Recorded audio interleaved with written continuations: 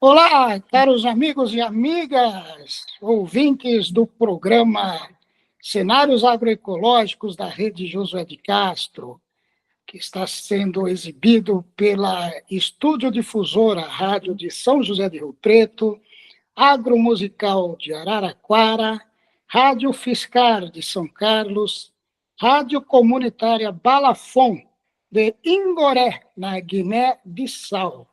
Sejam todos bem-vindos. Esta é uma atividade pré-COP. Nós estamos cadastrados entre as atividades que precedem a COP 30, no site da COP 30. Uma honra para nós. Esse é o primeiro programa que nós estamos fazendo para a plataforma da COP 30. Então, sejam bem-vindos. Já está aqui conosco a professora Suzana, o professor Eduardo, a Silvia, e desde já agradecimentos ao Instituto Fome Zero pelo apoio logístico. O objetivo aqui nosso é gravar, então, as falas para o nosso programa de rádio, que irá ao ar no domingo à noite. Bem-vinda, professora Suzana. É um prazer. Obrigada, Jader, obrigada ao grupo pelo convite, pela iniciativa, né? Fiquei muito satisfeita pelo convite, em função dessa necessidade de um tema importante. Bem-vindo, professor Eduardo. Obrigado, Jader. Bom dia, Suzana, bom dia, ouvintes. Estamos aqui para discutir a adultização pré-COP. Obrigado, professor Eduardo, professora Suzana. O Ministério das Mulheres está nos acompanhando e, tão logo possível, fará uma fala à secretária executiva do combate à violência contra a mulher. Suzana, nós gostaríamos de iniciar com a sua participação, pela sua experiência clínica, pelos seus estudos, como você está vendo este tema e como você tem percebido ele. Fique à vontade, querida. Obrigada. Eu que agradeço. Bom, eu acho que, assim, a primeira coisa que eu acho muito importante é essa parada que o tema nos obrigou a fazer, para a gente poder repensar nossa vida, repensar nossas atitudes alienantes, alienadas. E então eu acho que eu pensei em várias questões para compreender de onde, né? Porque a gente está vendo como acontece e de onde vem isso, né? Eu acho que a gente está falando de uma história que o tecido, sabe, é um grande tecido de constituição, essa trama que nós estamos sofrendo hoje, ela se inicia, logicamente, né, numa situação muito anterior, historicamente muito antiga, socialmente muito antiga, culturalmente muito antiga. Então, hoje eu me lembrei, né, da Guerra do Fogo, que foi um filme que passou nos anos 80, onde o homem primitivo, o homem mais primitivo, ele lutava pelo fogo. E ele encontrava com tribos mais evoluídas que não tinha necessidade nenhuma pela luta desse poder do fogo. Eles produziam o próprio fogo, né?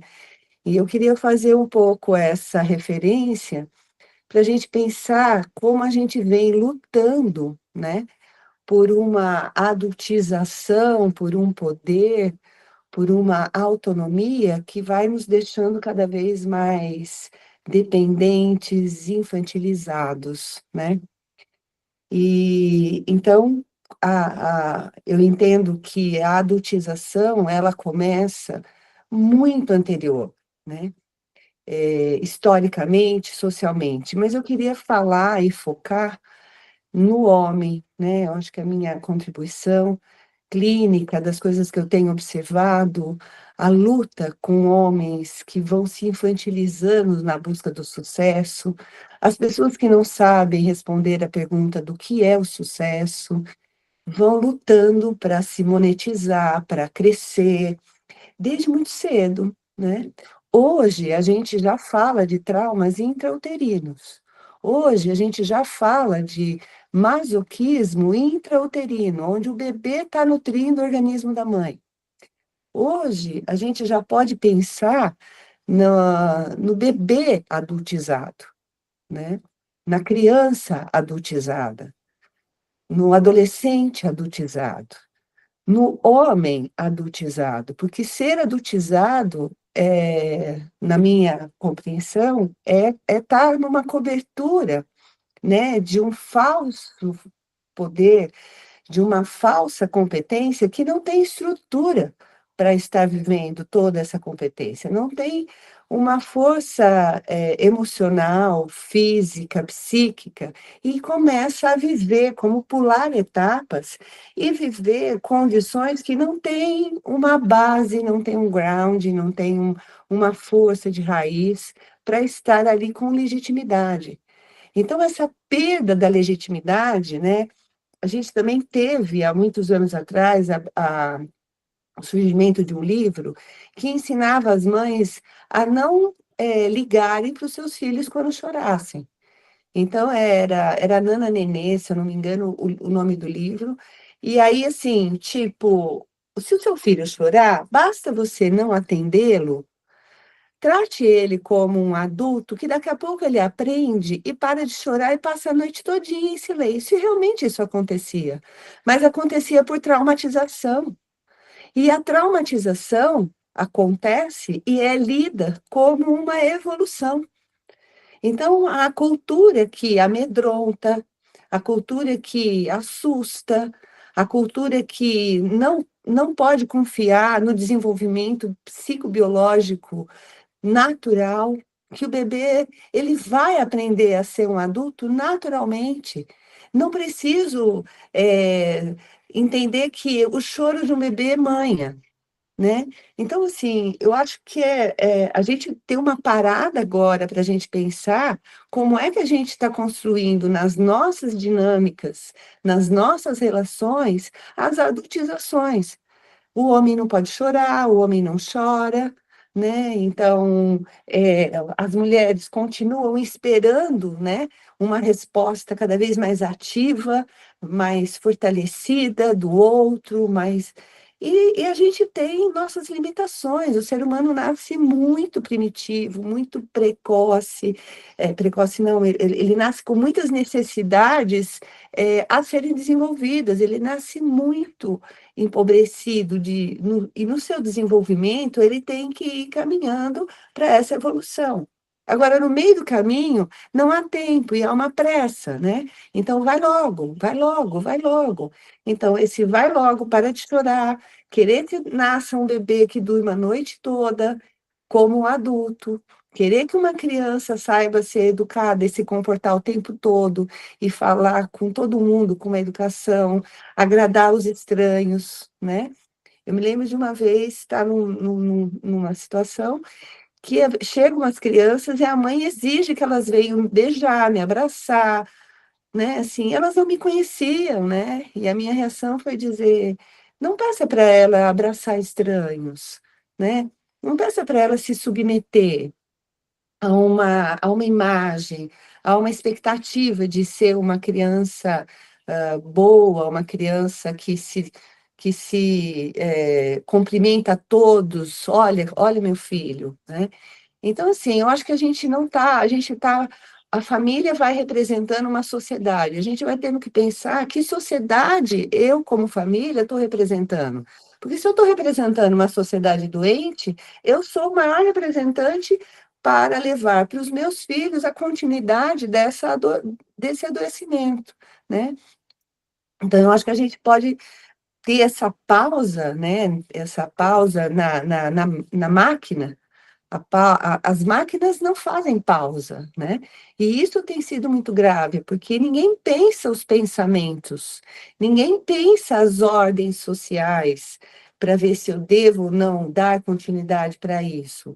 Então, assim, então eu vejo as famílias, a sociedade, esperando das crianças uma adultização, eles estão carregados de funções e de tarefas, sem pausa, sendo educados como máquinas, os adolescentes também.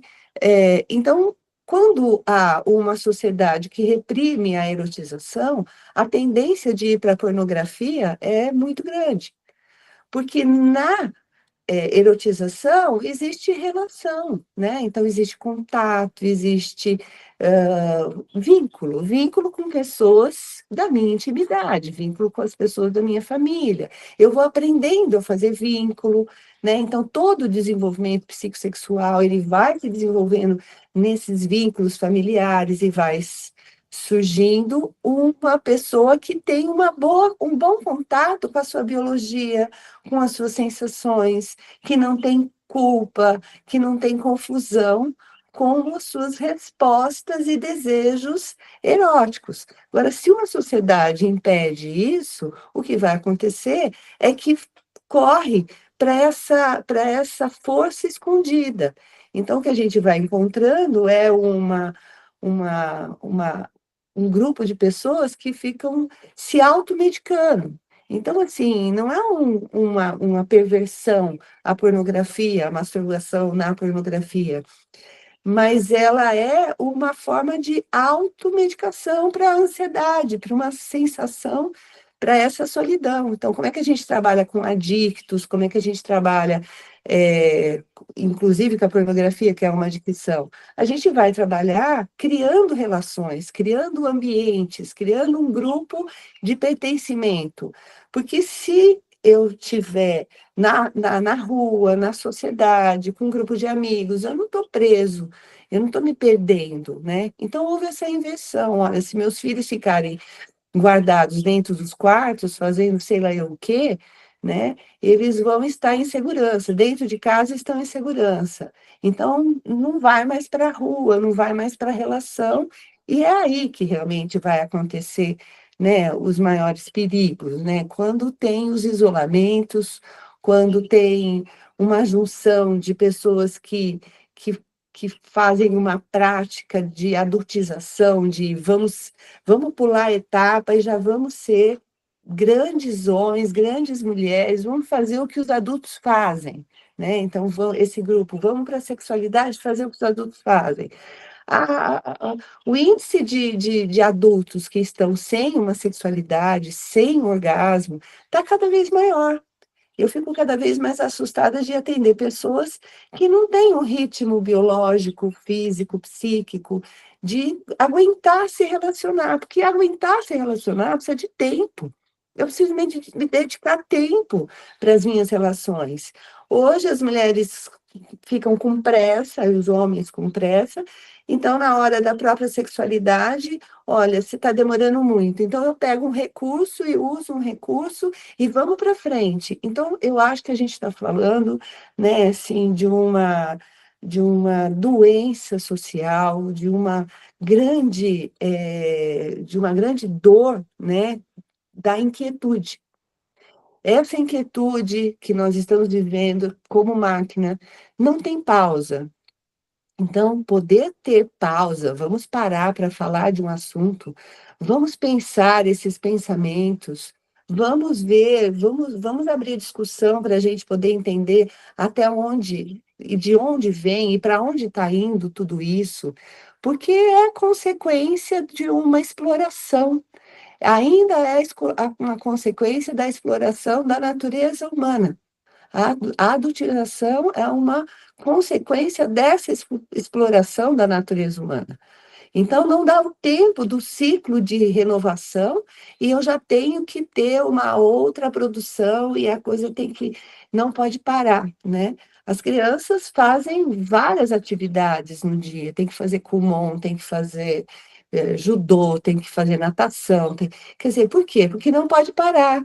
E aí, qual é a consequência de um ser humano que não tem pausa, que não avalia, que não tem chance de dizer isso eu gosto, isso eu não gosto, isso eu desejo, agora eu não desejo mais, né? Eu tenho chance de dizer agora eu não quero mais isso, né? E como fica, né? Assim, as pessoas estão buscando um sucesso, um lugar, né? Assim, então eu vou lutando para achar esse lugar.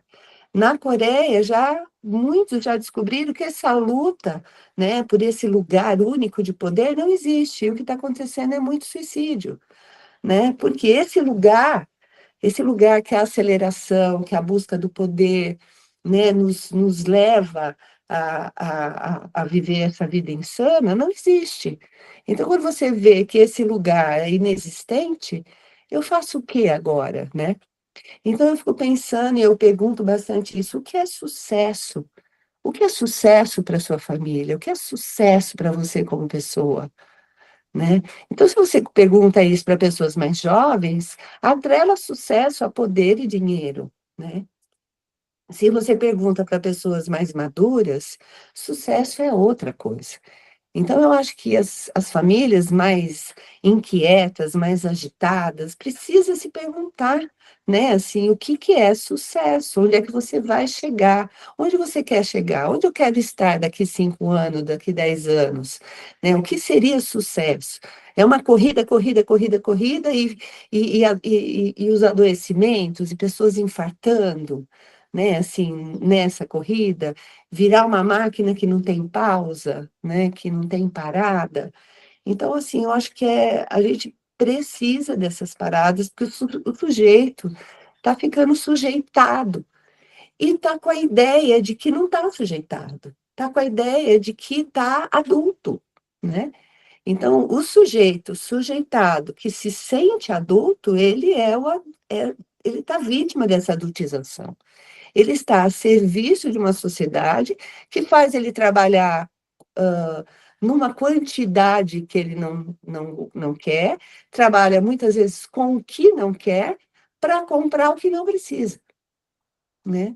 Então, somos todos vítimas dessa adultização, somos todos vítimas dessa aceleração que deixa de lado a erotização e nos coloca nas adicções, sejam elas quais forem, né? Então, eu acho que para tudo, né? Para a máquina. Não, a máquina não pode parar. Para a máquina, né? Tem que parar a máquina para a gente pensar o que a gente está fazendo, para a gente pensar os nossos pensamentos, né? Para a gente ter uma mente saudável que comece a ter pausa para falar: será que eu estou pensando bem? Será que esse meu pensamento ele está inclusivo, ele está abrangente, né? Se eu não tiver uma mente que me assiste pensando, né? Se eu não tiver aqui do lado de fora um observador, eu mesmo observando a mim mesmo, no que eu estou fazendo, no que eu estou pensando, no que eu estou escolhendo, no meu ritmo do meu dia a dia, né? Se eu não tenho essa mente, eu tenho uma demência, né? Então, eu acho que a adultização é mais uma consequência de um homem poderoso que, por baixo desse grande poder, não tem uma mência, está faltando essa mência. E nós vamos vivendo nessa demência. Nós não sabemos pensar, nós não sabemos ouvir o outro, a gente não consegue mais se colocar no lugar do outro, a gente só se coloca no lugar das coisas. Então, vai ficando extremamente coisificado, a nossa vida vai ficando cheia de coisa. Eu pego o celular, que a princípio é coisa, e de repente, imediatamente, eu viro coisa do celular. Eu sou a coisa, né? Não sou eu que estou brincando com as imagens que eu estou assistindo, né? São os algoritmos brincando e manipulando o tempo que vão me prender ali, né? Então, se a gente não se irritar, né, de estar preso, de estar sem parada, se a gente não se irritar de estar sem pausa, se a gente não se irritar que a gente está vindo de uma sociedade que tem consequências na natureza em todos os níveis, né? Que nós estamos ofendendo a natureza, né? Então, muitas pessoas reclamam para não ofender uma natureza e ofende a natureza, a própria natureza. Ofende o próprio desenvolvimento, os vínculos, né? Não para falar eu te amo, não para dar um abraço. Os abraços estão cada vez mais rápidos. Crianças, né? Eu gosto muito de brincar com criança. Está difícil achar uma criança que queira brincar. Porque as crianças estão com tantas atividades e não estão mais interessadas, né, nos adultos, nas relações, e também talvez nem estejam tão interessadas nas próprias crianças, tão coisificadas, interessadas pelas coisas. Então é difícil achar uma criança que você fala, vamos brincar, né? Assim, e se você achar uma criança que vai brincar, ela quer que você fique fazendo só as coisas dela, não tem troca. Não tem agora sou eu, agora é você. Não tem o espaço da frustração, né? Eu não posso me frustrar. Eu, e aí os pais vão dando a essas crianças insumos para que nunca se frustrem, né? A melhor coisa que eu posso fazer pelos filhos é frustrar. Desliga esse computador, desliga esse celular, né? Vamos parar agora. Né? Essa semana eu estava atendendo uma mãe que eu disse, você tem coragem de falar para o seu filho que isso está demais, que ele vai ter que parar com isso, que ele está, apesar de ser um homem, está sendo muito infantil? Eu não tenho coragem de falar com ele. Então, os pais adultos não sabem mais falar com os filhos. Os pais não conseguem falar com os filhos adultos. Né? Então, assim, é tudo muito sério. É tudo, é uma grande engrenagem, e nós estamos agindo, né, e não sabendo qual é o nosso papel, qual é qual é a nossa força de falar, vou parar assim, não vou fazer uma coisa compulsória, né? Porque tá, o trabalho compulsório, o casamento compulsório, a maternidade, a amorosidade compulsória, que não é um amor que, muitas vezes, o amor que você vai passar é limite. Que é isso? Tá demais isso, né? Vamos voltar para isso. Isso você está falando parecido com um monte de gente, você não está falando como você era, como você fala. Então a gente tem que também ter uma mente que fala, nossa, que diferente. Meu filho está falando de um jeito, parece que ele está pegando um cacuete, está pegando um jeito, está mimetizando. Então, a gravidade, né? Não é mais que as pessoas não estão mais chegando com neurose. As pessoas estão chegando para a clínica num transtorno borderline, numa irritabilidade, numas explosões, né? Então, a gente está mais preocupado hoje em dia com os transtornos, né? Do que com as neuroses, né? E os transtornos, eu passo por cima de todo mundo. Eu estava num grupo outro dia, uma pessoa disse, eu vou passar por cima de todo mundo. Não vai passar por cima de todo mundo, né? Isso ninguém ganha quando a gente passa por cima de todo mundo para conseguir o que a gente quer. Então, se eu existo numa sociedade, né, que tem esse fetiche, né, esse fetiche de manipulação do homem para que ele faça exatamente, trabalhe a serviço da sociedade e não possa mais existir como um sujeito, a gente tem que realmente parar essa máquina completamente para a gente voltar a raciocinar o que é que a gente está fazendo, do que se trata, né? De onde a gente está vindo, para onde a gente está indo e como é que a gente se anula, para de pensar, para de ler, né?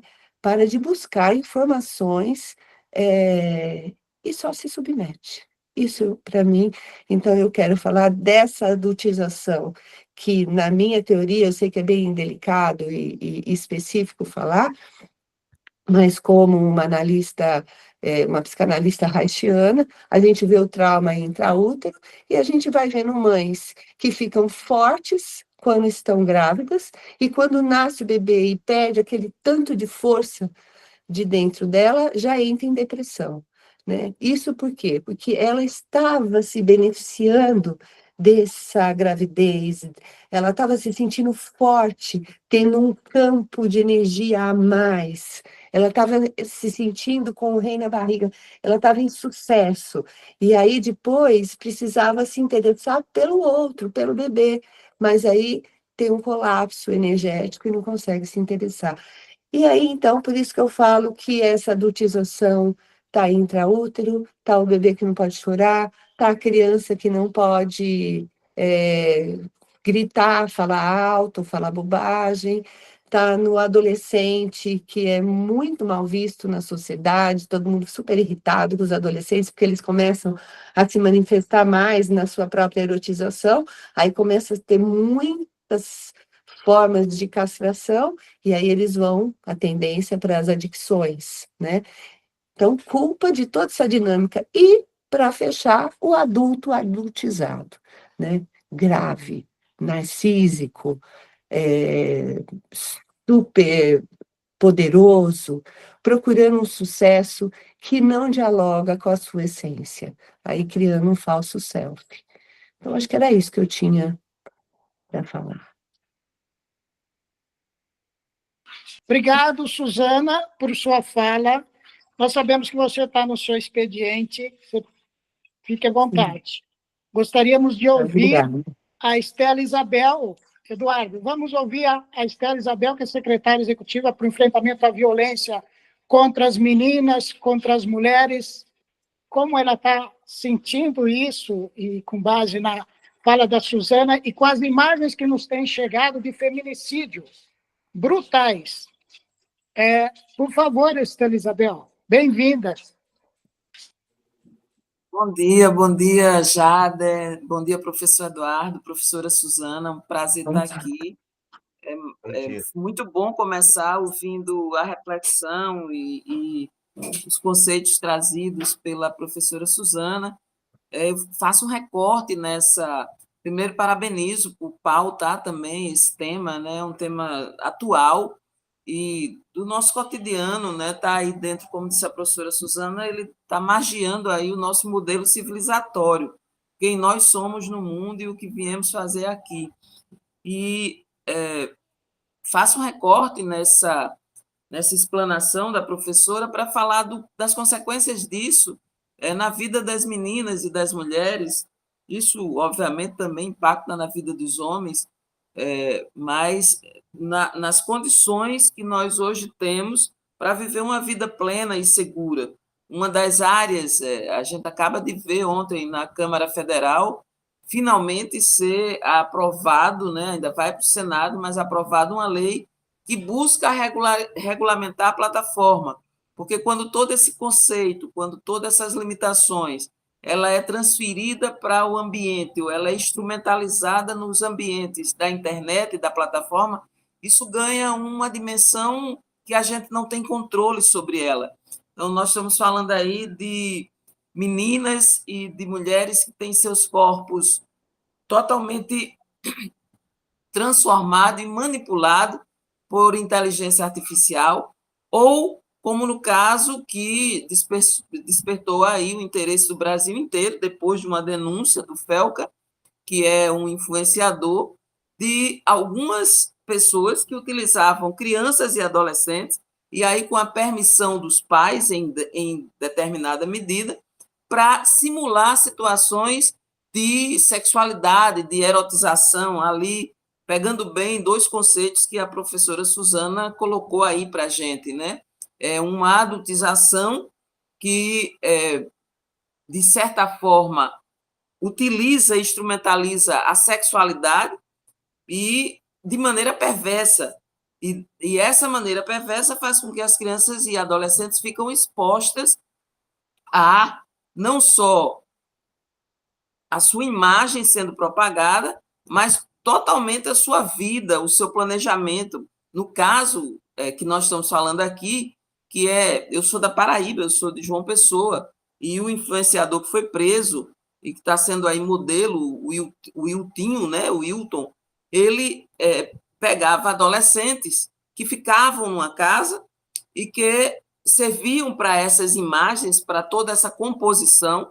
Ele era monetarizado, ele recebia recursos das bits, né? Então, nós temos aí um mercado não é só uma exposição, um desvio de conduta. A gente tem um mercado se valorizando, tirando proveito desse tipo de situação. Então, adolescentes e crianças que eram expostas a esse tipo de situação e adultos que estão ganhando recursos em cima dessa situação. Então, os adolescentes e as crianças e os adolescentes também estavam sendo expostos a um tipo de situação onde elas estavam sendo utilizadas financeiramente para ganhos e lucros de pessoas adultas que sabiam muito bem o que estavam fazendo, mas também tinha gente comprando esse tipo de conteúdo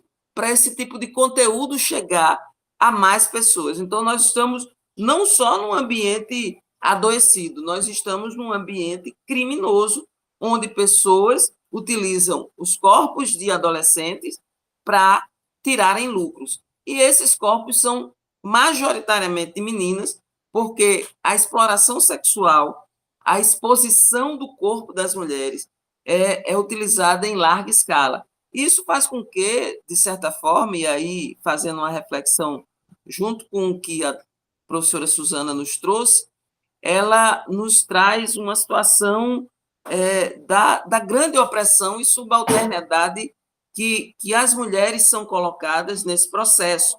Então, assim, um corpo de mulher é um corpo muito mais fácil de se manipular, de se utilizar e também de se descartar. Por isso que o feminicídio ele não é ele não é um homicídio comum, ele é um crime de ódio. Você nunca vê um corpo de uma mulher que foi morta por feminicídio ser um tiro, né, ser uma facada. São 61 socos que aquele agressor, aquele criminoso, fez com a Juliana, aquela jovem lá do Rio Grande do Norte, de Natal. São 12 facadas, desfigurar o rosto, jogar ácido, é uma tentativa de eliminar completamente aquele corpo, aquela existência. Então, existe aí na adultização, e a gente está. Acho que essa situação fez com que o Brasil despertasse, de certa forma. A gente tem que agradecer ao FELCO, agradecer às redes que fazem denúncias e combates a uso dos corpos das meninas de maneira abusiva, sexualizada. Essa adultização está na música brasileira, na música popular, nos gestos da dança. As meninas vivem essa adultização quando respondem pelo trabalho doméstico, por cuidar dos filhos. A gente faz aí um corte. Quando a gente fala de internet, a gente está falando de um corte de classe muito grande. Quem é que tem acesso à internet plena, né? E quando a gente faz esse corte de classe, pensa na adultização, a gente vai ver um mundo de crianças e adolescentes, sobretudo mulheres e meninas, que muito cedo respondem por responsabilidades, por pressão, que não são próprios da sua idade. Então, você vai ver crianças que tomam conta de outras crianças que estão ali fazendo serviços de alimentar, nutrir, os serviços do cuidado, que terminam sendo trabalhos das mulheres durante todo o seu ciclo de vida, esse trabalho invisível, não valorizado economicamente. Assim, as mulheres tinham valorizado ali na previdência, né, no acesso à aposentadoria, 5 anos. Era mais ou menos uma compreensão que as mulheres faziam esse trabalho, né? Agora nós reduzimos para 3 anos. As mulheres se aposentam, os homens também, né? As mulheres se aposentam com 62 e os homens com 65. Antes era 55, 60 anos. Então, isso são impactos concretos, né, na vida das pessoas, na vida das mulheres, quando elas, desde cedo, e aí volta à adultização, assumem papéis que são trabalhos de cuidado e que esse trabalho não é visibilizado. Meninas começam muito cedo a serem adultizadas, não só pela exploração da sexualidade do seu corpo, que é o que aconteceu agora e que a gente despertou esse tema, né, e nós estamos falando, mas também pela sobrecarga de um trabalho de cuidado invisível que elas são introduzidas muito cedo. E isso é muito mais presente quando você tem um corte econômico, um corte de classe. Você vai para as classes populares, você tem ali, quando é uma família nuclear de pai e mãe saindo para trabalhar, e uma mulher, uma menina, na verdade, uma mulher não, uma menina, uma adolescente, tomando de conta da casa e ficando exposta às situações de pressão de ser adulta muito cedo, de ter responsabilidade muito jovem. Mas eu acho que o nosso principal ganho nesse momento, nessa discussão, é a gente poder agora discutir como é que as plataformas dão dimensões, sexualizam, utilizam o corpo das meninas e também dos meninos de maneira criminosa, e como é que a gente também, não só as plataformas, mas pune e penaliza quem promove e patrocina esse tipo de cultura, né? Nós vamos encontrar isso reproduzido em vários espaços, mas quando isso está dentro dos meios de comunicação, dentro dos meios de multiplicação de acesso, isso se torna um mercado e se torna uma coisa muito perigosa. Então, nesse momento, nós estamos aí acompanhando, como o Ministério das Mulheres, a legislação que acontece. Nós acompanhamos durante muito tempo e ainda acompanhamos casos de meninas, adolescentes que se suicidam na medida em que essas erotizações, essa sexualização precoce se dá manipulando o corpo dessas meninas. A gente tem vários casos de suicídio quando as meninas são expostas ou quando elas compreendem o que aconteceu na vida delas. E esse é um tipo de situação que a gente tem que ter marco legal, regulamentação dos meios, né, das plataformas digitais, mas a gente também precisa discutir isso em larga escala, nos espaços de educação, nos espaços das instituições que nós temos, e a mídia é uma dessas instituições. Portanto, eu parabenizo já de imediato, como no início, essa pauta, e dizer que o Ministério das Mulheres, apesar de não ter uma pauta completa de acompanhamento de crianças e adolescentes, essa é uma matéria que está na competência dos direitos humanos e na competência do Ministério do Desenvolvimento Social, ali onde você tem o Estatuto da Criança e do Adolescente e todos os marcos regulatórios da proteção da criança e do adolescente, mas a gente tem uma colaboração e uma compreensão de somar esforços junto com os ministérios para a proteção das mulheres em toda a sua fase de idade. E a gente compreende claramente que a subalternidade, que a ideia de inferioridade e que a exposição excessiva do corpo das mulheres começa muito cedo. E o tema da adultização traz isso com muita pertinência, porque, conceitualmente, vai analisando, como trouxe a professora Suzana, como isso se dá dentro da nossa sociedade, como isso funciona dentro dos nossos conceitos, sentidos, valorização, apreensão de mundo, e, entendendo isso, a gente pode desconstruir isso dentro da nossa cultura. Isso não pode ser um valor na nossa cultura. Nós não podemos valorizar isso. O mais perigoso é que isso é uma distorção, e, na medida em que isso vira um produto de mercado, ele ganha uma proporção e ele ganha um valor dentro da sociedade que a gente não pode combinar, pactuar com ele. Então, acho que são essas as questões que eu gostaria de pontuar aqui nesse momento. Obrigado, Estela Isabel. Em ano de Conferência Nacional de Política para as Mulheres, uma fala muito bem-vinda e em meio também à escalada infelizmente, de ações violentas contra a mulher que ainda persistem. Não? Bom, só para falar um pouco nisso, me permita, a Conferência das Mulheres, depois de 10 anos, ela é retomada não só das mulheres, nós estamos vivendo um ciclo de conferências, Conferência da Igualdade Racial, Conferência da Assistência, da Saúde, da Educação. Nós voltamos a ter um país que se encontra para conversar sobre os temas principais da nossa vida em sociedade, que determina o uso dos recursos públicos para construir plataformas, diagnósticos, reivindicações que são necessárias para que a gente possa atingir um Brasil mais justo e igualitário.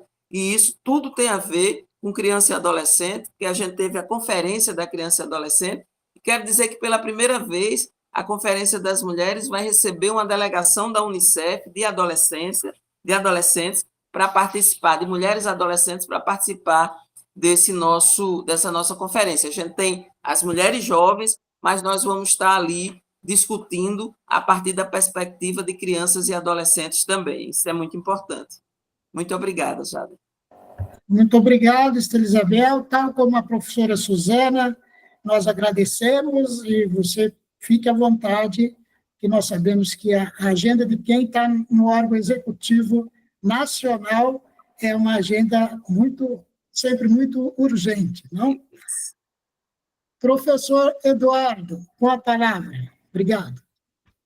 Bom dia novamente, professor Jader. Bom dia, Estela Isabel, Suzana. Muito bom ouvi-las, né? A Suzana a partir da experiência clínica dela e a Estela Isabel aí a partir da experiência no Ministério, com o seu recorte aí da discussão do tema da adultização, pensando as meninas e as mulheres, né?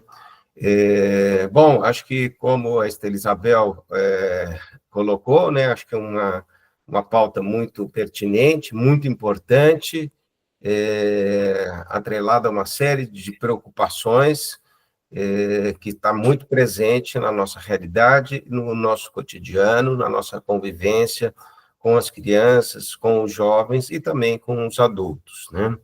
Então, eu elaborei aqui uma prospecção de algumas reflexões sobre o adultismo, com base em 5 pontos, né? Um primeiro ponto, as mentes ineptas. Um segundo ponto, emoções aquém da elaboração.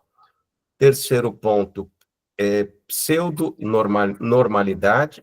Quarto ponto, a doença psicossomática. E o quinto ponto, o infantilismo pós-adultismo. Bom, eu vou me basear em um conceito da psicanálise para trazer essas reflexões, que é um conceito importante, retomado de uma forma crítica e bastante interessante pela psicanálise atual, que é o conceito de trauma, né? Um trauma é um conceito central na psicanálise. Freud trouxe a discussão da sedução, né? E do trauma ligado à sexualidade, à sedução por um adulto, e ele chegou a acreditar que, atendendo os casos de neurose, que praticamente todo neurótico teria passado, né, ou no caso da histeria, né, por uma situação de sedução e um acontecimento concreto, né, de sedução da criança por um adulto. Posteriormente, ele problematiza um pouco essa compreensão e vai ponderar que nem sempre exatamente um fato ocorreu, né? Enfim, a noção de trauma ela vai se complexificando, ela não é simplesmente... o trauma está ligado a algo da ordem do excesso, de uma excitação cujo psiquismo infantil é incapaz de poder elaborar. Então, isso está presente, o trauma pode estar presente, mesmo não ocorrendo um fato concreto. Então, se a gente está pensando na adultização e também no problema das redes sociais, no problema da exposição das crianças à internet, né?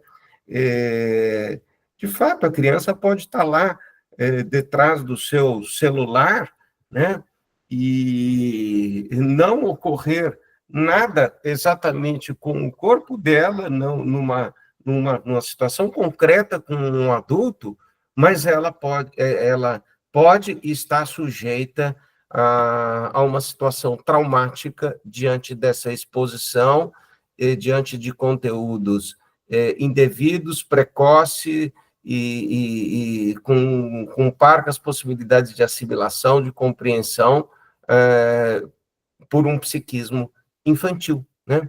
Então, na psicanálise, o trauma ele é visto como um evento, né, que perturba a capacidade do indivíduo de integrar as experiências de uma forma coerente, e isso pode levar a uma série de consequências, né? A dissociação, a formação de sintomas.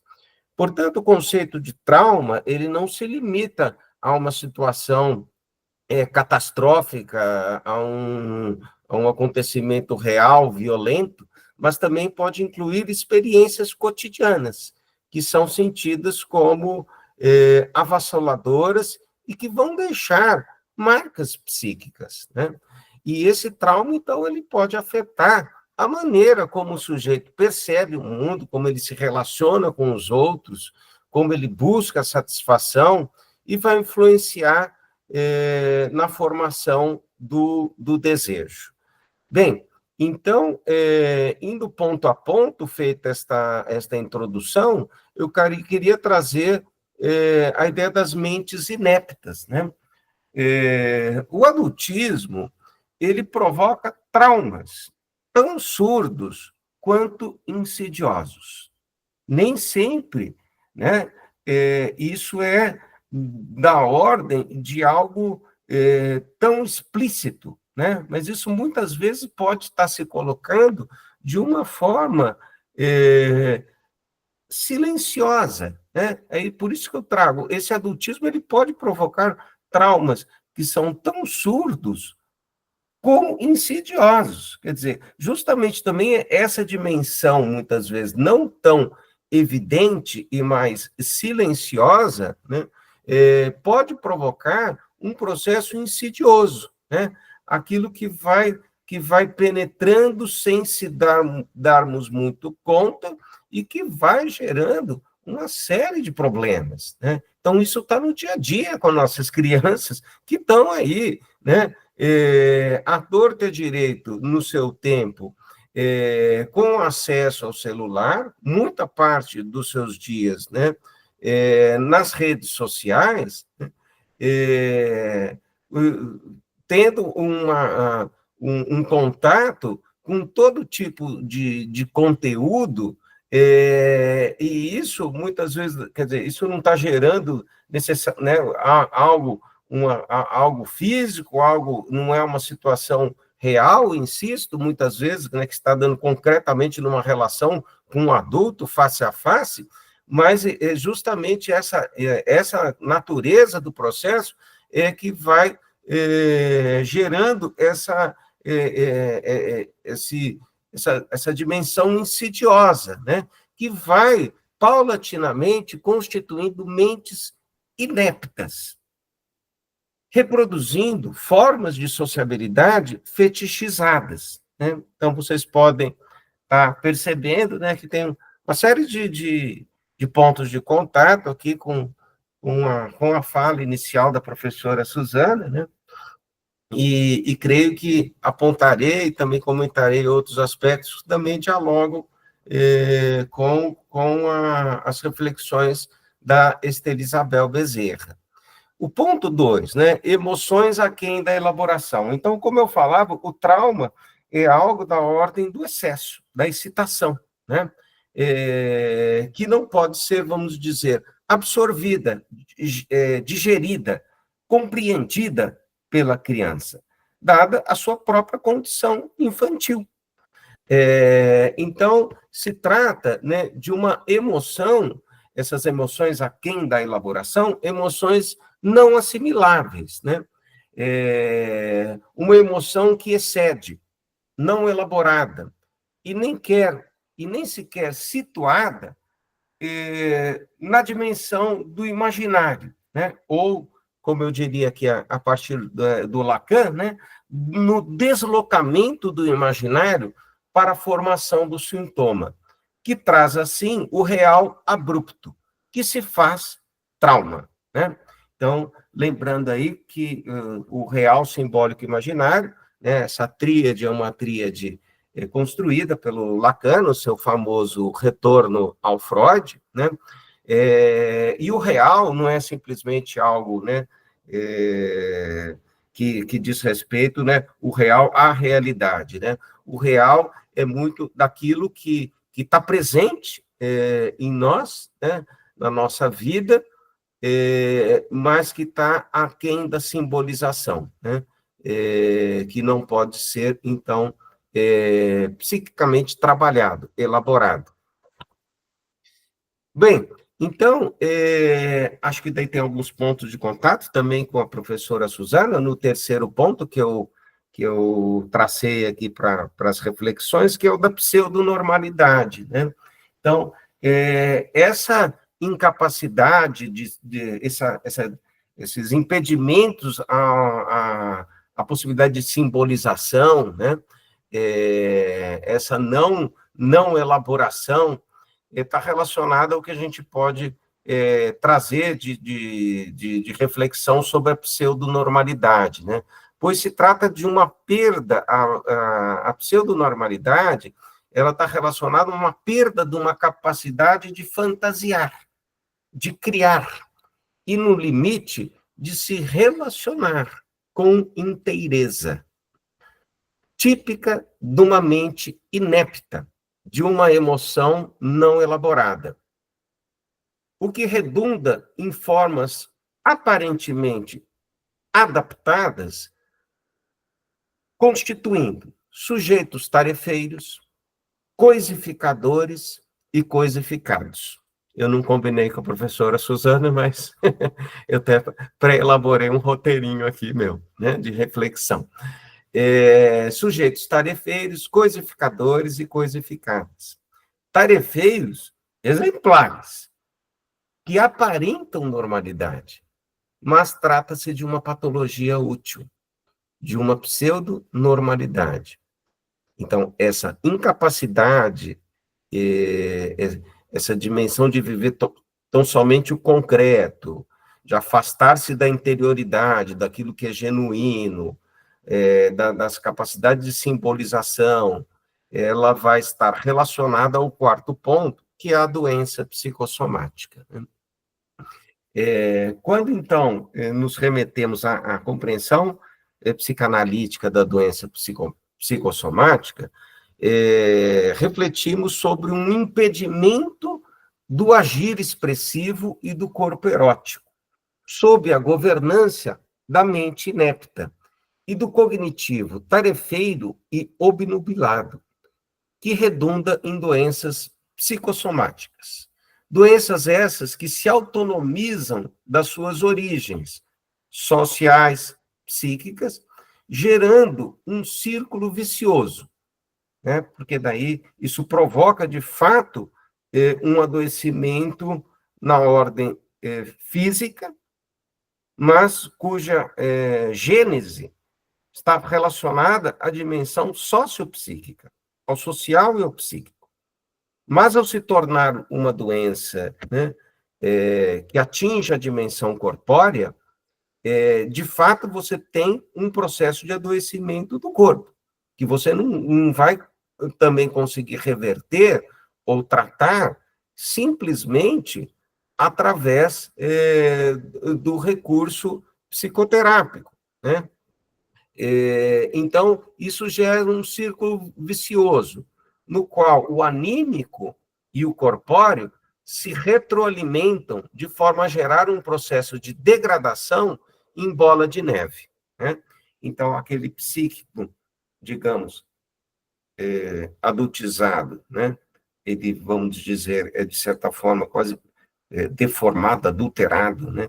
Quer dizer, esse psíquico combalido, atingido, né? Ele vai repercutir num efeito corpóreo de degradação, né? E essa degradação corpórea, por sua vez,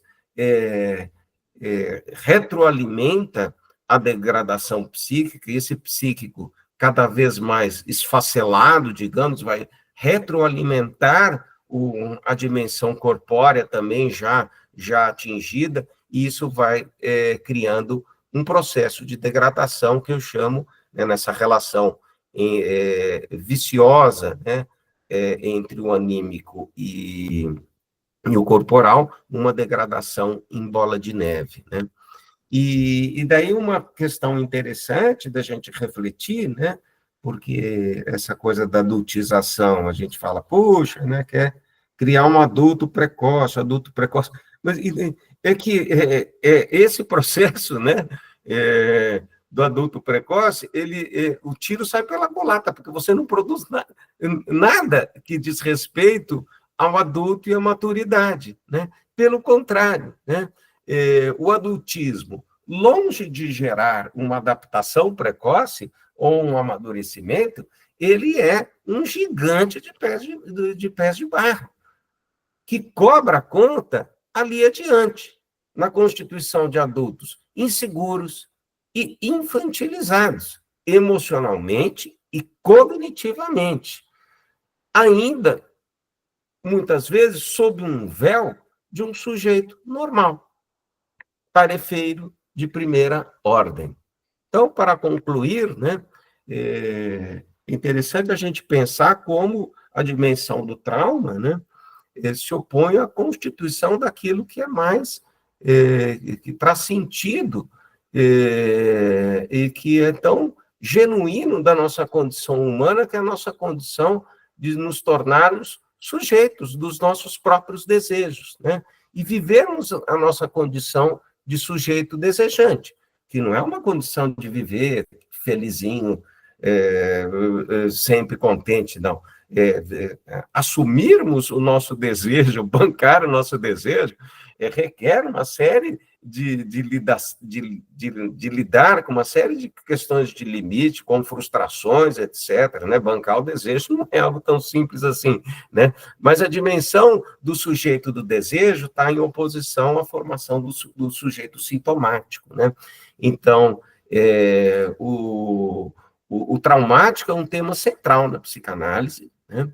E como eu dizia, né, ele pode influenciar o desenvolvimento da vida psíquica e da própria condição desse sujeito do desejo. A relação entre o trauma e o desejo é uma relação bastante complexa, com o trauma sendo entendido como um evento que causa sofrimento psíquico intenso e duradouro, enquanto o desejo é a força motriz que, por trás da ação humana, impulsiona a busca por satisfação, por prazer, por realização, por sublimação do ser humano, né? Então, eram essas as reflexões que eu queria trazer. Eu acho que a gente está diante de um contexto, de um cenário das crianças, cuja sociabilidade é muito permeada pelo uso do celular e pela exposição às redes sociais, a situações no qual elas ficam cotidianamente, né, expostas a esse excesso, a essa excitação, que não encontra vias de elaboração, que podem não estar acontecendo situações que nos remete, né, a sedução concreta, ao abuso sexual concreto, corporal, entre um adulto e uma criança, mas cujo efeito pode ter relações muito similares com um acontecimento real desta ordem, né? O que gera bastante preocupação no sentido de como que isso vai provocando esse processo de degradação do corporal e do anímico em bola de neve, e a adultização, então, tendo todas essas consequências e batendo lá na frente, né? Na infantilização dos sujeitos, e sujeitos que vão cada vez mais no melhor das hipóteses, conseguindo serem produtivos, fazerem, realizar tarefas, mas sem a reflexão crítica e incapazes de realizar aquilo que é mais tipicamente humano, né? Que é a capacidade de criar e a capacidade de estabelecer relações solidárias e de cooperação. Muito obrigado, viu, Jader, pela oportunidade e os ouvintes que nos puderam acompanhar. Muito obrigado, caro professor Eduardo. Acabou de chegar na sala o Djalma Costa. Bem-vindo, Djalma. Djalma, nós estamos aqui na sala com o professor Eduardo Pinto e Silva, aqui da UFSCar, e a secretária nacional de combate à violência contra a mulher, do Ministério das Mulheres, a Estela Isabel Bezerra. Seja bem-vindo, Djalma Costa. Chegou em bom horário, viu, Djalma? Obrigado.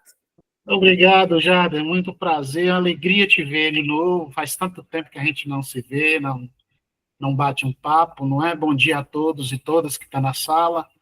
É um prazer conhecê-los.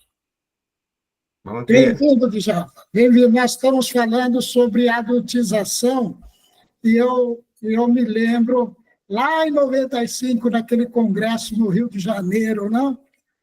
Com a Neide Castanha, que de lá acho que surgiu o 19 de maio, se não me engano, o 18 de maio, né, que combate o enfrentamento. Estava a Rainha Silvia também. Exatamente. Eu gostaria que você falasse um pouco da sua vivência, Djalma, que esse tema é antigo, né? É antigo, assim, custou muito ao Conanda, né, Djalma? Custou e continua custando muito, né? E o enfrentamento dessa temática. Quando eu vi toda a repercussão midiática dessa temática, eu me lembrei que isso é tão velho quanto os meus bisavós, né? A gente vai, ao tempo, a gente vai adequando ou vai adaptando. Faz muito tempo que a gente está conversando sobre isso. Faz muito tempo que a gente reflete que o ambiente do adulto não é o ambiente da infância, no sentido de que as coisas que o adulto faz não são as coisas que necessariamente a infância e as crianças precisam fazer, por mais que elas acham bonito e querem imitar os adultos em determinado momento. Isso vai desde o campo da recreação, da brincadeira, é tão bonitinho e etc., até as coisas mais complicadas e coisas mais complexas, como o que nós estamos conversando agora. É importante lembrar que entre as coisas que a internet está nos possibilitando nesta contemporaneidade, também a grande maioria, eu diria, é a discussão dos malefícios que efetivamente causa na vida da sociedade como um todo.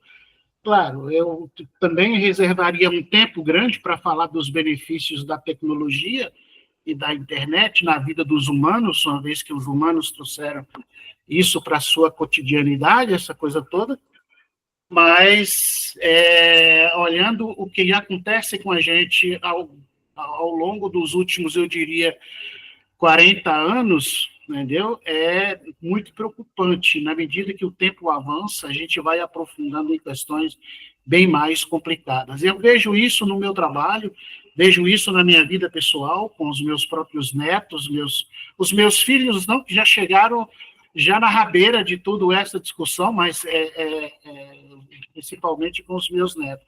E você lembrou bem, Jader, naquele congresso, que não me falha a memória, lá por volta de 2010, no Rio de Janeiro, as crianças já reclamavam que nada de falar delas sem elas, e traziam também esta reflexão do papel e do lugar da infância na sociedade, no que diz respeito, naquele momento, à defesa da sua própria garantia, da sua própria segurança enquanto cidadão, que tem o mesmo direito colocado pela legislação, o direito de construir a história, o direito de caminhar, o direito de fazer, o direito de recrear, o direito de ter saúde, e nesta rabeira do direito, e a gente com muito afã em visibilizar o direito, em impregnar o direito na vida da sociedade, talvez tenha deixado descoberto, descuidado, entendeu? Que a tecnologia pudesse ter entrado de maneira sem eu diria meu pai também, as devidas trincheiras de proteção.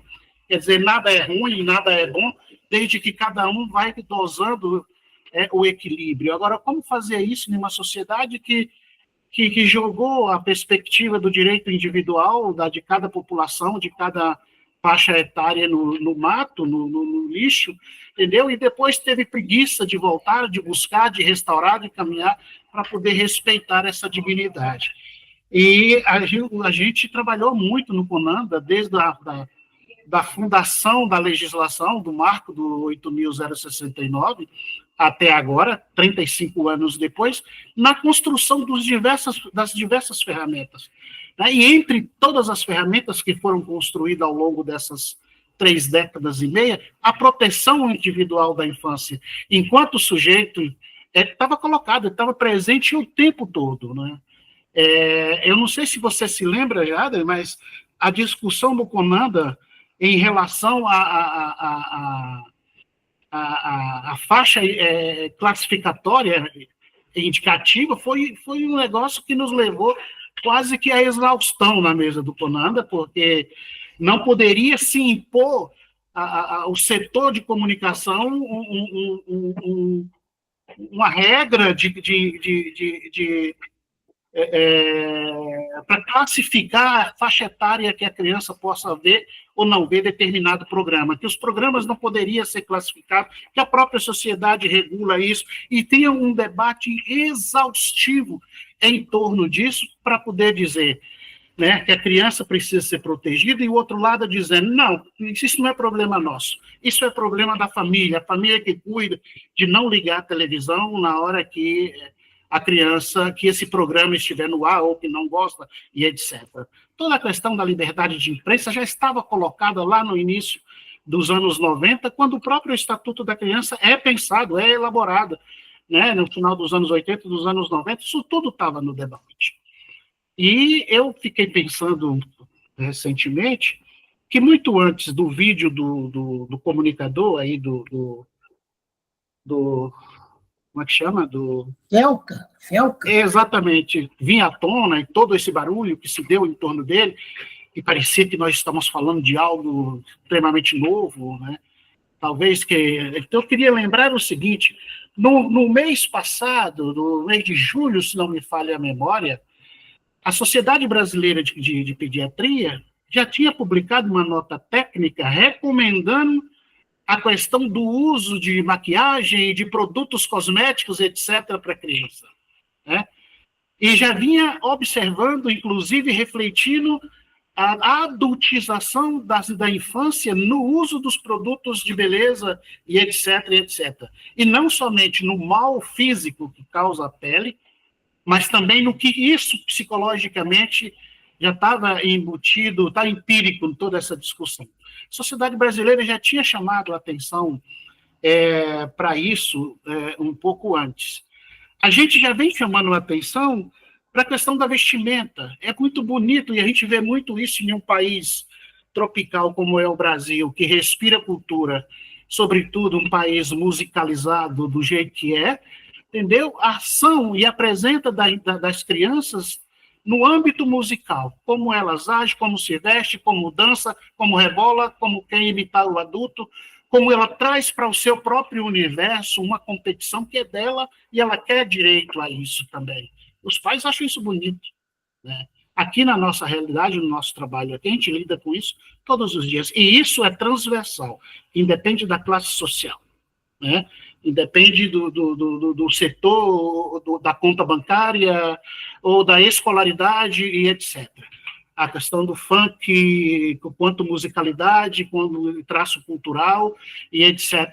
Nós temos trabalhado isso aqui, que exaustivamente tem trazido para nós uma série de reflexões, e que extrapola, inclusive, a nossa compreensão. É preciso parar para poder buscar respostas ou compartilhar com outras pessoas e beber em outros lugares, para que nós também possamos aprender e a caminhar nessa discussão.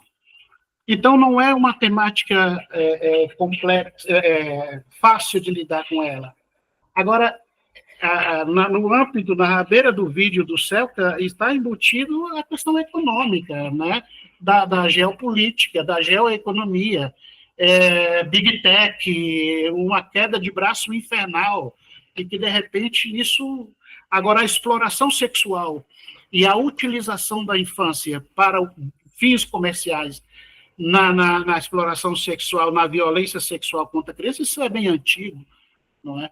Quer dizer, o agressor, ele busca todas as ferramentas para poder atrair, para poder ir atrás, para poder seduzir, para poder... Ele vê qualquer sinal de facilidade em uma infância que ele quer para ele, ou numa criança que ele quer para ele vai atrás disso. Ele vai utilizar todas essas ferramentas que tem. Então, é uma discussão que tem nos tirado um pouco o sono, mas já faz tempo, né? Porque no 18 de maio, agora de 2025, nós fizemos um debate amplo na região do extremo sul da cidade, e eu, como você sabe, viajei um pouco com essa agenda, né, para fora de São Paulo, etc.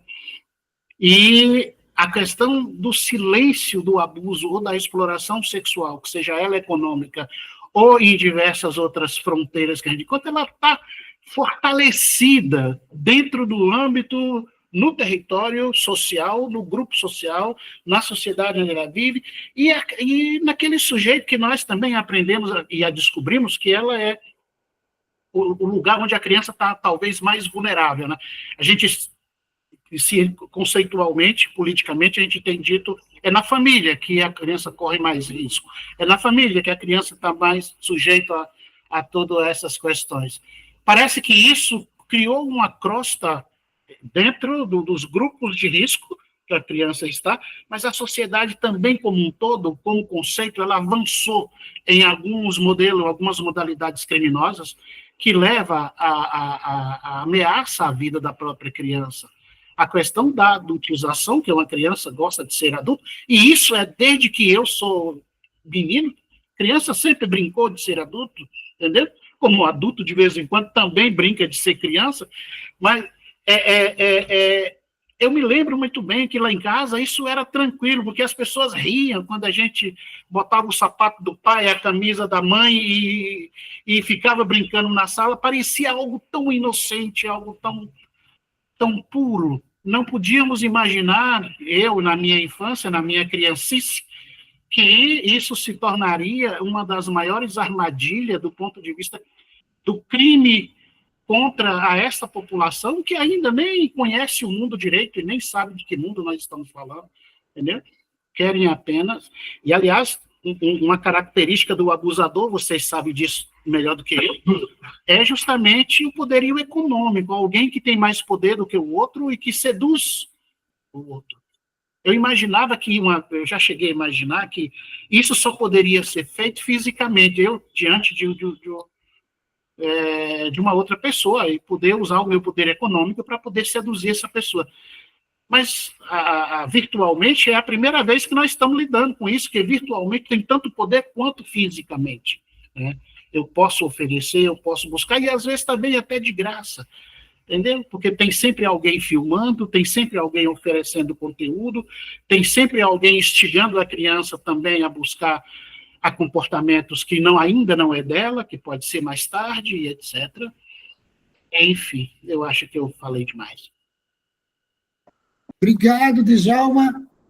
Muito importante a sua fala. Eu vi que o professor Eduardo está querendo fazer uma parte e um comentário. Professor Eduardo.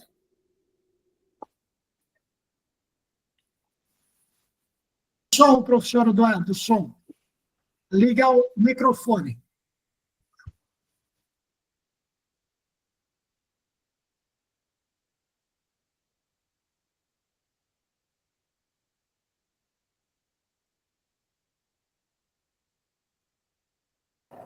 Enquanto o professor Eduardo liga o microfone, Djalma, este evento que nós estamos fazendo é para a COP30, viu? E a COP30, como você sabe, a sede vai ser lá em Belém do Pará. imagino que lá a gente já debatia também no Conanda as violências lá na cidade de Abaetetuba, do nosso caro André, se não me engano. Né? Vamos ouvir o comentário aqui do professor Eduardo. Eu não só queria referendar que eu acho que é prazer de Djalma escutá-lo, né?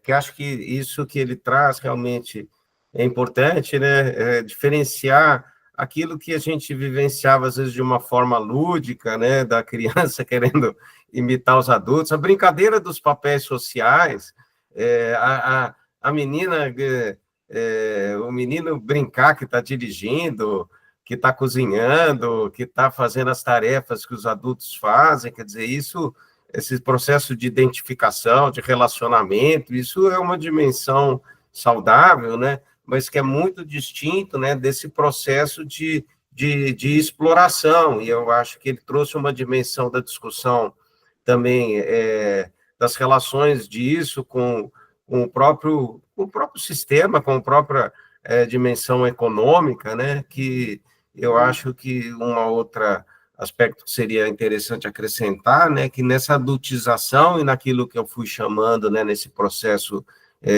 de trauma, né, às vezes meio tão silencioso como insidioso, a gente pode nos remeter a uma ideia de um sofrimento sociopolítico, né?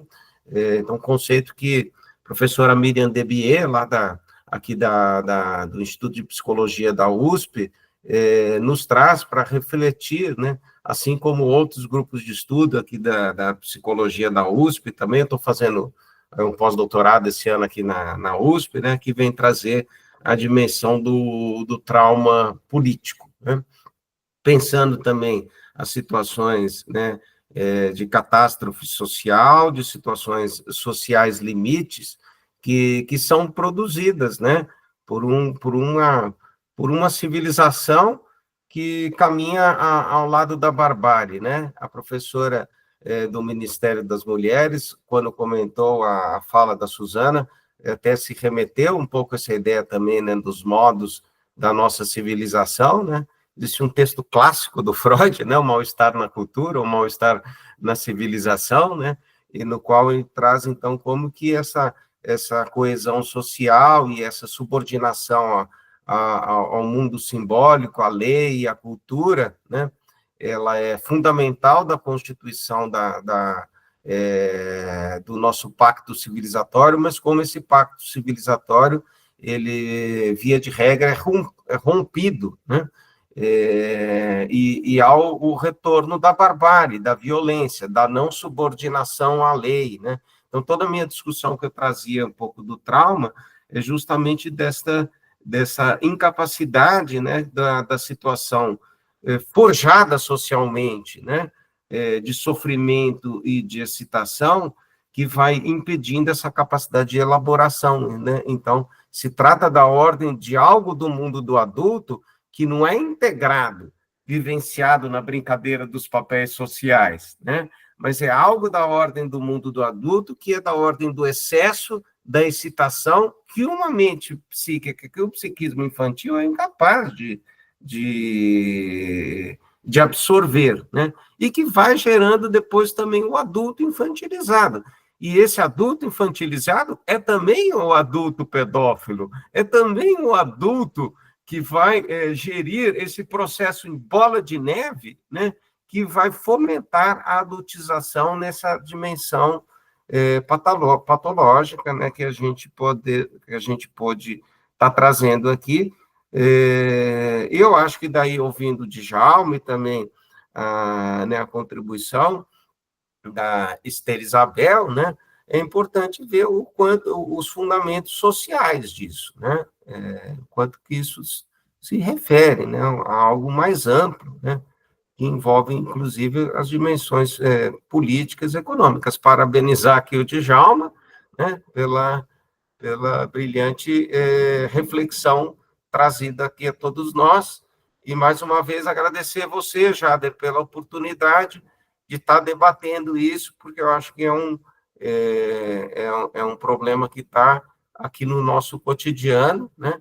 e está na vida de todos nós, e na preocupação de todos nós, enquanto educadores, né, que atuamos na educação, na universidade, nas escolas, mas também do pessoal que está na área da saúde, e de nós, de modo geral, né, pais, né, de crianças. Tem uma filha de 12 anos, está lá com o celularzinho também, né, e a gente fica lá tentando ver, né, controlar, limitar que tipo de coisa tem acesso. Minha esposa é super cuidadosa com a minha filha, busca orientar, fazer ela compreender, né, para ela não ficar tristinha, chateada, porque assim a gente tem que ter alguma forma, né, de regular essa inserção das crianças nas redes sociais. A gente não pode deixar elas de fora disso. A nossa vida está permeada por isso, né? Mas é preciso muito cuidado, né? Então, agradecer a oportunidade. Obrigado, professor Eduardo. Djalma, do que você lembrou aí, Abaetetuba, eu falei Abaetetuba, e me lembrei de outra passagem. Naquela época, a nossa dificuldade era localizar o receptor das mensagens de crianças, porque eles trocavam o chip do celular. A Polícia Federal não conseguia, porque eles quebravam o chip do celular e jogavam no rio, né? Hoje, com a internet, Djalma. Eu estou me lembrando, né? Você lembrou a Abaetetuba, eu acho que na nossa caminhada de defensores de direitos humanos, atuando inclusive no Conselho Nacional, esse é uma imagem que nós não vamos esquecer durante o resto de vida que a gente tem, né, Jade? Porque a Abaetetuba foi um escândalo naquele momento que a gente teve que lidar com ele e etc. E não para lembrar vocês que nós estamos falando de Belém, né, do estado do Pará como um todo, mas na Amazônia, inclusive, está um dos maiores abusadores sexual de crianças, de meninas, entendeu? Que é o prefeito que agora, graças a Deus, continua preso, porque senão já estava solto. Mas mais de 10 meninas ele abusou dessas meninas. Foi difícil lidar com ela. Mas eu também me lembro de um fato que chocou a todos nós, que nós tivemos que lidar em um determinado momento, era da menina abusada e que foi trocada por uma vaca, entendeu? Onde alguém que tinha um poder econômico que queria a menina, o fazendeiro, de família pobre, a menina de família pobre, trocou, ofereceu uma vaca para a família, como fonte de renda e para poder garantir, e em contrapartida a menina vai morar com o cara, né? Então a gente tem muita coisa nesse sentido, nesse comportamento social dessa sociedade que a gente acompanha, e às vezes ainda nos prestamos o papel de nos escandalizar com um determinado comportamento que de repente explode, né? Como é o caso da internet. Talvez seja um dos escândalos, o primeiro, talvez, né, desse momento contemporâneo que nós estamos lidando com tecnologias que todos os dias é diferente de ontem. E talvez seja isso um pouco. Eu não me lembro de um outro escândalo envolvendo a infância tão forte como agora. Mas o que me chama a atenção também nessa questão, não para repetir que nós já estamos pedindo, cobrando há muito tempo providência do ponto de vista legal, do arcabouço legal para lidar com essa questão, e que nunca aconteceu, eu também me chamo a atenção a agilidade com que o parlamento brasileiro age a partir de uma publicação que tem uma repercussão estrondosa, como é o caso do vídeo do rapaz. Eu não sei se nós vamos viver a nossa vida inteira de sociedade brasileira agindo em cima dos escândalos, apenas na consequência de tudo isso para poder correr e tentar, porque o projeto de lei que estava lá, que trata da questão da adultização, é de 2022, entendeu? Isso para não contar outras propostas de projeto de lei de iniciativa que bem antes já estavam colocadas no Parlamento Nacional e que ninguém se mexeu com isso. Claro, nós estamos às vésperas de uma outra eleição presidencial, eleição parlamentar e etc., mas o que leva... Isso é ruim para a infância? Não sei, muita gente olha com os olhos e diz, não, isso é bom que pelo menos construir uma ferramenta. Eu não sou tão otimista dessa forma, porque uma ferramenta que está lá guardada na gaveta, que ninguém nunca olhou, ao longo de não sei quantos anos que está lá, e ele tira da gaveta em 24 horas e aprova, não pode ter a qualidade de proteção para uma infância de que nós estamos reclamando. Isso não tem como. Não ouviu a sociedade, não ouviu, inclusive, os diversos documentos que já estão publicados na sociedade brasileira. Enquanto a isso, as pesquisas e as informações que vêm da universidade, que vêm de teses, inclusive, que orienta essa coisa toda, que vêm de grupos sociais organizados, defensores dos direitos humanos e dos direitos da infância, e que, de repente, alguém, para fazer milagre, vai lá rápido e faz. Então, se por um lado é bom que tenha uma ferramenta, por outro é horrível, porque você não sabe quais são os efeitos que esse mecanismo de proteção, se de fato ele vai proteger. Porque a principal questão que envolve a denúncia feita pelo FELCA não está no projeto de lei que foi aprovado ontem a toque de caixa, que é a condenação e a regulação das Big Techs. Porque são elas, então o pedido que estava sendo feito para que elas imediatamente tirem do ar todo o conteúdo que agrida a dignidade e o direito da infância foi negado. Ou seja, nós temos aí um problema. De novo, nós voltamos para a situação econômica, que é maior do que propriamente a violação ou o crime que alguém deva estar cometendo na própria rede contra a população vulnerável, como é o caso da infância e da adolescência. Isso me espanta. Isso me espanta. O Estatuto acabou de fazer 35 anos. E eu não sou do tipo saudosista, não. Mas um dos maiores esforços desses 35 anos para implantar essa legislação foi a construção do mecanismo de defesa. Todo o sistema de proteção que foi pensado, que foi discutido, que foi debatido, e etc, etc, etc.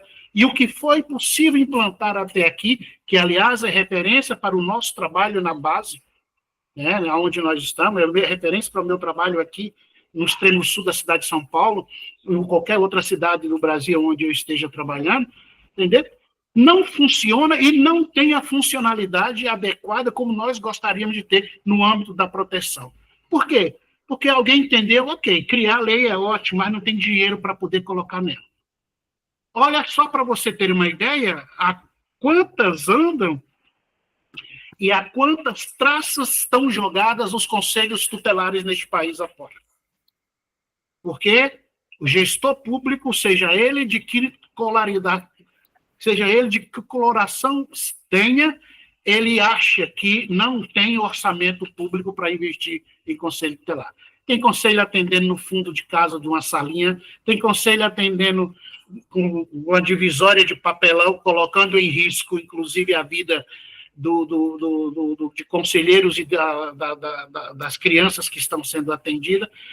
Tem políticas públicas que não foram implementadas porque são a toque de caixa, porque está levando isso no país como um todo. Então, isso também chama a atenção. Quer dizer, proteger a criança ou discutir a questão da adultização da criança não é tão simplório, não é tão simples e não é tão imediato que daqui 3 semanas ninguém vai lembrar, mas nem a tradução do conceito de adultização de infância neste país. Então, acho que é bem mais profundo já. E você lembrou a Baitetuba. Quanto tempo aquela menina ficou presa numa cela com presos adultos? Né? E depois de não sei quanto, mais, quase que 2 meses, parece, é que vai descobrir, né, com todas as aspas, que tinham uma adolescente dentro da cela, presa com um bocado de adulto esse tempo todo. A menina tinha sido estrupada dezenas de vezes, etc., fez rodízio de todos aqueles homens, e o Estado, ele age diante disso porque houve uma comoção, porque, de novo, a imprensa trouxe a público e fez um grande barulho quanto a isso. Né? Eu me lembro que a ANSED atuou nesse caso, inclusive, como amicus curiae, né, nos processos em Belém, a minha grande amiga e companheira Celina Ramoy, né, do SEDECA Emaús, lá, que fez todo esse trabalho. Provavelmente nós vamos nos encontrar em Belém, na COP, porque tem que discutir todas essas questões de uma forma transversal, na questão ambiental e nós estamos falando de meio ambiente, né? Nós estamos falando de democracia que cuida do seu povo. Enfim, acho que é um debate que, de fato, professor, é uma tese de pós-doutorado, que a gente quiser, né, caminhar nela. Obrigado, Djalma. Enquanto você vai falando, a gente vai lembrando aqui dos meninos emasculados também, né? Que me parece também está na região amazônica, né? Não sei se foi no Maranhão, mas o Sim. Maranhão faz parte. Sim. Dos meninos emasculados, das meninas escalpeladas, não é? Porque o barco, o motor do barco arranca o cabelo delas, etc. Das meninas abusadas, exploradas sexualmente ao longo dos rios amazônicos, por exemplo, que tem meninas que são contratadas exclusivamente para determinados portos entrar no barco, sobretudo os barcos que ficam muitos dias em água, navegando, essa coisa toda. Nós tem um bocado de coisa lá, no Brasil como todo. Né? O garimpo também me parece, né? Eu sou da cooperação internacional e, recentemente, nós temos aí o problemão que envolve, desde 2003, a população Yanomami, não que isso é novidade também, porque isso já é bem antigo, da população Yanomami, mas me chamou muito a atenção as 30 mulheres grávidas, exploradas sexualmente, e a metade eram meninas, né, menores de idade. Quer dizer, é uma situação que não tem tradução, nem tem leitura para isso. Né? Caro Djalma, sempre bom ouvi-lo. Nós estamos partindo para as considerações finais. Professor Eduardo, tem a palavra. Justamente gostaria de estar aqui despedindo e fazendo uma pontuação final, na carona aí novamente com a fala do Djalma, de que eu acho que se trata de uma questão, né, esse tema da adultização, que nos remete à discussão dos direitos humanos e à discussão ambiental. Né? São discussões na ordem do dia, né, necessárias, produtos de nossos tempos, né, dos tempos de violação dos direitos, de degradação do ambiente. Então, a gente pode também entender que a adultização faz parte deste contexto todo. Queria relembrar aos ouvintes e que o professor Jader também compõe um grupo interinstitucional, né, de vários professores de diferentes universidades, que é o grupo da complexidade, assim a gente o batizou, e que sempre traz a dimensão da importância de uma inteligência coletiva para a gente pensar questões desse nível de complexidade. Então, pude trazer um pouco, assim, um recorte do ponto de vista psicanalítico, né, de uma psicanálise já mais, né, oxigenada, uma psicanálise social, mas isso nos remete, né, ainda mais essa discussão mais ampla dos direitos humanos e ambiental, requer realmente conhecimentos e um diálogo entre diferentes áreas, né, a economia, a ciência política, a antropologia, a psicologia, enfim, né, as ciências sociais de modo geral, e então é muito importante esse diálogo de diferentes áreas para que a gente possa fazer um enfrentamento efetivo, né, todo esse conjunto de questões. Muito obrigado, eu vou partir aqui para a minha pesquisa e para as minhas atividades aqui que já estão no meu teto. Um abraço a todos. Obrigado, professor Eduardo, obrigado pela participação, um abraço, bom trabalho. Djalma, as considerações finais. Eu também. Professor, prazer enorme te conhecer, viu? Acho que uma outra hora, quem sabe, nós moramos na mesma cidade e a gente possa se encontrar para bater um papo, né? Tomar um café. Eu não tomo café, mas tomar um chá, quem sabe. E você está convidado a vir nos conhecer no SEDECA Interlagos, aqui na Zona Sul. Obrigado. De São Paulo. Uhum. Obrigado a você, Jada. Muito bom, de vez em quando você me resgata do esquecimento e me traz de volta para aqui. Eu gosto muito disso. Isso para contar que o Jada e eu já já fomos em muitas trincheiras, né? Fazer debate com... O Jada é um especialista em finanças e orçamento. Então, eu coordenava a comissão de orçamento do CONAMB e ele era meu braço esquerdo e meu braço direito. Né? Muito bom lembrar, Jada. Muito obrigado, viu? E saber que você está aí, né, trabalhando ainda nessa luta. E obrigado às outras pessoas que estão aqui e que essas informações elas consigam chegar a outros ouvidos por esses rincões deste país e que alimenta a discussão e alimenta o debate por aí. Obrigado, Djalma. Obrigado, professor Eduardo. Até um próximo encontro. Obrigado ao Instituto Fome Zero, a Silvia e está aí no back-office fazendo a gravação pela plataforma do IFZ. Obrigado a todos, uma boa jornada. Nos vemos. Abraço, Djalma. Abraço. Abraço. Tchau.